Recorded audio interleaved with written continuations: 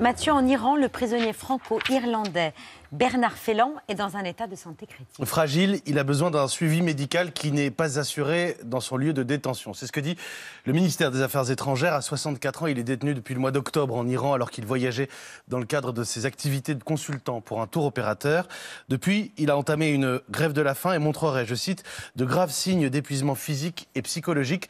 Écoutez sa sœur qui fait des pieds et des mains pour le faire libérer. Je leur demande vraiment de libérer mon frère. Il ne sait rien, c'est un innocent qui, au milieu de je ne sais pas quelle histoire, mais quelqu'un qui adorait l'Iran, qui a 64 ans, qui est malade, qui souffre beaucoup aujourd'hui et qui veut juste rentrer chez lui. Il y a donc un jugement dans la prison qui était propagande contre le régime. Donc pour avoir pris des photos. Et c'est des gens innocents qui sont utilisés comme sorte de pions, j'imagine, dans une histoire qui va au-delà de notre compréhension de négociation. 7 ressortissants français sont emprisonnés en Iran. Parmi eux, 2 dont les noms n'ont pas été communiqués. Il y a aussi Fariba Adelka, Benjamin Brière, dont on a déjà souvent parlé, placés à l'isolement pour certains. Ils sont généralement accusés d'espionnage, comme Cécile Collère et son compagnon Jacques Paris, arrêtés en mai dernier. On avait même vu des aveux télévisés que Paris avait qualifiés de mise en scène indigne. Je suis Cécile Collère, je suis agent de renseignement et opérationnel à la DGSE. داستان 2 افسر اطلاعاتی که با بسته‌هایی از پول به ایران اومدن. Cet argent devait effectivement servir aussi à financer les actions de grève et les manifestations. هدف‌های مهمی رو دنبال کردند. Dans les objectifs de la DGSE, c'est faire pression sur le gouvernement. Bonsoir Mina Refi, ancien correspondant à Téhéran, grand reporter pour le magazine Le Point. Les Français détenus en Iran le sont-ils par mesure de représailles? Autrement dit, sont-ils des monnaies d'échange? Comme l'a dit la sœur de M. Félan, effectivement, ce sont des pions dont se sert la République islamique d'Iran, notamment son armée idéologique, les gardiens de la Révolution, pour faire pression sur la France, sur le gouvernement français, pour obtenir des concessions sur un tas de questions régionales, le nucléaire iranien, le cas d'un diplomate espion, Assadollah Assadi, condamné à 20 ans de prison par un tribunal d'Anvers en Belgique pour tentative d'attentat terroriste à Villepinte sur le sol français. Voilà à quoi joue la République islamique, des pratiques qui rappellent ce que faisait le régime iranien en cours des années 80. Souvenons-nous des otages français au Liban, retenus par des forces liées à l'Iran déjà, aux gardiens de la Révolution, pour obtenir des gages sur des dossiers comme la guerre d'Iran-Irak ou alors le remboursement d'une dette datant de l'époque du Shah.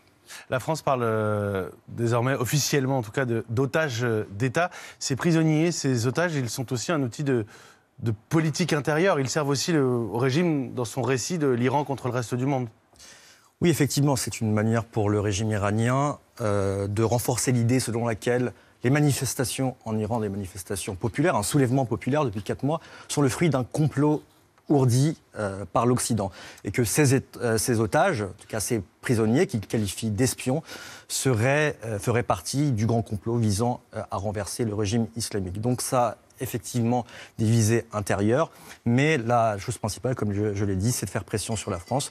Voilà pourquoi aujourd'hui, je pense qu'il est imprudent pour un touriste français, de se rendre en Iran parce que le régime cherche des otages et que cette crise entre la France et l'Iran, comme on l'explique aujourd'hui dans le Point, atteint son paroxysme. Alors justement, oui, les relations entre Paris et Téhéran qui sont extrêmement compliquées. À la une du numéro du Point qui paraît aujourd'hui, une question: pourquoi l'Iran cible la France? Vous revenez dans ce dossier sur l'histoire des relations franco-iraniennes, sur les différents réchauffements et refroidissements de ces relations, et sur la révolte en cours depuis septembre. Vous expliquez aussi comme la répression s'exporte, en France notamment. C'est vous, Armina Refi, qui avez recueilli ce témoignage que nous avons diffusé la semaine dernière, celui d'une Iranienne en France, qui a manifesté en France, mais dont la famille a été menacée en Iran.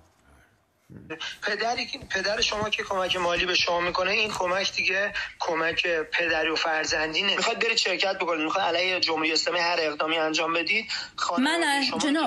من خانواده من پاسخگوی اعمال خودشونن. من 42 سالمه آقای محترم. من خندم میگیره اصلا شما. گوش بدید. مادر شما تشریف میبرن با این سنشون اوین. خواهر شما با این سنشون تشریف میبرن اوین، پدرتون تشریف میبرن اوین، اونجا بازجویی. On a aussi parlé de Masih Alinejad que le FBI a sauvé aux États-Unis. Les autorités iraniennes interviennent régulièrement hors des frontières du pays. Oui, les gardiens de la Révolution ont leur propre force à l'étranger qui s'appelle la force Al-Quds, la force de Jérusalem. En arabe, qui sont spécialisés dans les interventions à l'étranger. Ce n'est pas un hasard si les voisins de l'Iran accusent l'Iran d'ingérence dans les pays arabes. Ce sont notamment ces gardiens de la Révolution qui ont été à la manœuvre en Syrie aux côtés de Bachar el-Assad, en Irak aux côtés des milices chiites, au Liban du côté du Hezbollah ou au Yémen aux côtés des forces Houthis contre l'Arabie Saoudite qui est engagée dans une guerre sanglante. Donc oui, c'est une force qui a des réseaux très importants à l'étranger et c'est la raison pour laquelle les menaces proférées par le chef de cette force, le général Salami, ce n'est pas un jeu de mots, sont à prendre extrêmement au sérieux, notamment quand il menace les Français et les journalistes de Charlie Hebdo de subir, je cite, le même sort que Salman Rushdie, lui-même victime il y a quelques mois d'une fatwa, en tout cas d'une fatwa, des conséquences 30 ans plus tard d'une fatwa lancée en 1989 par l'ayatollah Khomeini. Oui, cet épisode récent également, vous en parliez, ce numéro de Charlie Hebdo qui a suscité la colère de Téhéran. C'est du pur Charlie Hebdo, un concours de caricature du guide suprême en soutien aux Iraniennes et Iraniens. Riss, le directeur de la publication de Charlie, était venu nous présenter ce numéro dans C'est à vous. À force de le voir à la télé, je me disais, il a une bonne tête de caricature et je me suis dit, autant faire profiter les dessinateurs du monde entier pour le caricaturer. Et puis c'est vraiment une cible idéale, quoi. Les religieux avaient utilisé déjà le dessin à l'époque c'était pour ridiculiser Salman Rushdie, mais ils avaient aussi lancé un autre concours pour contester la Shoah aussi, pour caricaturer la Shoah. Donc ça c'est curieux et ils n'ont pas peur d'utiliser l'image, donc ils ont été bien reçus par Charlie Hebdo. Ils utilisent donc eux-mêmes des caricatures. Oui, voilà, c'est qu'ils l'utilisent comme arme idéologique, quoi. Alors ce numéro de Charlie Hebdo avait suscité la colère des plus radicaux. On a vu aussi ces images de manifestations devant l'ambassade de France à Téhéran. On avait surtout entendu des officiels nous menacer.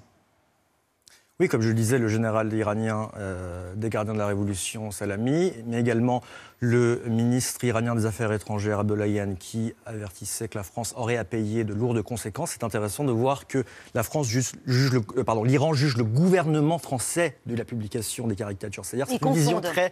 Ils confondent, ou en tout cas ils pensent qu'en France, comme en Iran, tout est entre les mains de l'État et qu'un journal ne peut pas indépendamment décider de caricaturer le chef d'un autre État. Donc il y a cette volonté. Il y a aussi une volonté, comme on sait très bien que dans le monde arabe, Charlie Hebdo ne fait pas forcément l'unanimité, d'essayer de se faire le champion, le héros de la lutte contre, entre guillemets, ce qui serait l'islamophobie, mais force est de constater que ça n'a pas fonctionné, à savoir que les Iraniens, qui sont d'ailleurs chiites, c'est la minoritaire, ils sont minoritaires dans le monde musulman, c'est-à-dire moins de 10% de l'ensemble des musulmans du monde entier, n'ont pas volé au secours des Iraniens. Et c'est très important. Donc des menaces à prendre au sérieux, oui.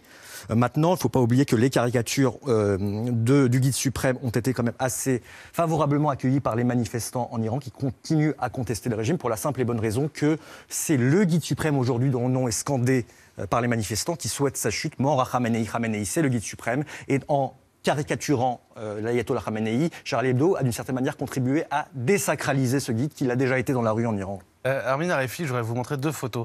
D'abord, celle d'Emmanuel Macron à l'Assemblée générale de l'ONU, serrant la main du président Ebrahim Raïssi. On était 4 jours après la mort de Mahsa Amini, et l'image, on le sait, avait choqué nombre d'Iraniens. L'autre image, c'est celle du 11 novembre à l'Élysée. Le président, cette fois, recevait des opposantes au régime.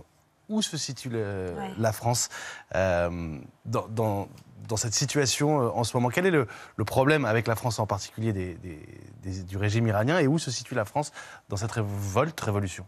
Bon, je pense que déjà on a une parfaite illustration du en même temps si cher à notre président, qui avait beaucoup choqué en Iran en serrant la main du président Raïssi, alors que la répression avait déjà commencé en Iran, en marge d'un... Mais il le ferait peut-être plus aujourd'hui. Non, il ne l'a plus fait parce que un mois et demi après, il a été le premier chef d'État occidental à reconnaître, je cite, la révolution des Iraniennes, tout en affirmant en même temps qu'il continuerait à négocier avec le président ultra-conservateur Ebrahim Raïssi, le chef de l'exécutif en Iran, ne pas confondre avec l'ayatollah Khamenei, donc à négocier sur des questions de haute importance qui sont le nucléaire iranien, car l'Iran, chaque jour qui passe, s'approche davantage de la bombe, mais aussi les questions régionales. La France a été à l'initiative d'une grande conférence récemment, au mois de décembre, à Amman, appelée Bagdad 2, pour parler des questions régionales. Donc il y a un rôle, on retrouve un rôle d'équilibre. Pourquoi la France est ciblée? Premièrement, parce que c'est le pays qui peut être ciblé à moindre coût. Les Iraniens ne peuvent pas se permettre aujourd'hui de fustiger les Américains avec lesquels ils continuent à négocier. Et la France, au cours des dernières années, notamment dans les négociations sur le nucléaire, a été assez ferme. Et ceci, en fait, ça rejoint une position française depuis 2007 et l'arrivée de Nicolas Sarkozy. La France a été extrêmement dure, notamment parce que nos alliés au Moyen-Orient, c'est Israël, c'est l'Arabie Saoudite, c'est les Émirats Arabes Unis. Par ailleurs, la France, la France, c'est aussi la laïcité à la française. Et cette laïcité à la française, elle est très bien accueillie par la population, la jeunesse iranienne aujourd'hui, qui veut se séparer, en tout cas séparer la politique du religieux.